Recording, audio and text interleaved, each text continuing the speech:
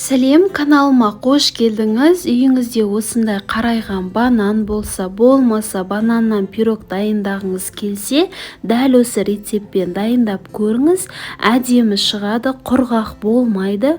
Шаймен ішсеңіз керемет болады. Видеоны соңына дейін қарауыңызды сұраймын. Маңызды сәттерді жіберіп алмаңыз.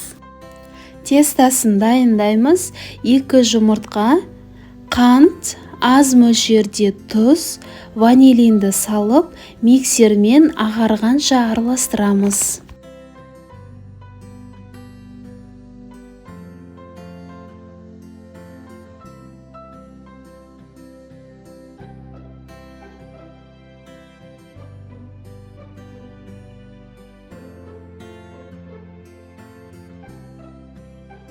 Араластырғаннан кейін тестамыз дәл осылай ағару керек. Ұнға қопсытқышымызды салып қоямыз. Сұйық тестаға ерітілген сары майды құямыз. Ұнды бөліп отырып салып, жақсылап миксерлейміз.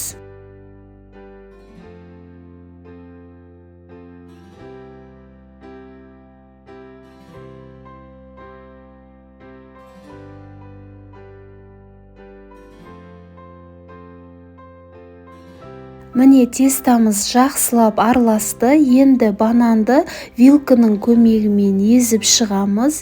Езіп болғаннан кейін бананды салып, тестамызды араластырамыз.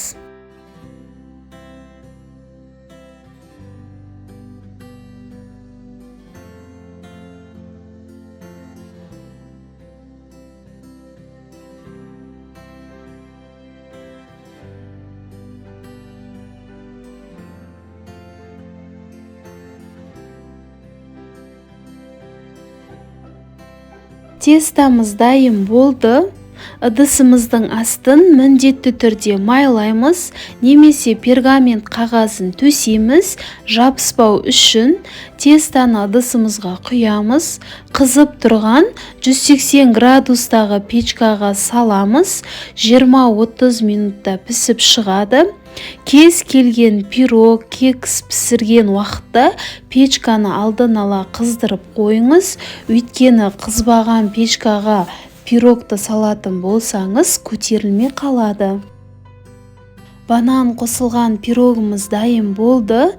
Үстіне ерітілген шоколад немесе сгущенка құйсаңыз өте дәмді болады. Менің отбасыма осы пирог ұнағаны соншалықты бір күнде 2 рет дайындадым. Бірінші пісіргенім тез таусылып қалды. Екінші рет кешкі уақытта кешкі шайға дайындадым. Сіз де дәл осы рецепті дайындап көріңіз. Отбасыңызға ұнайтынына мен сенімдімін.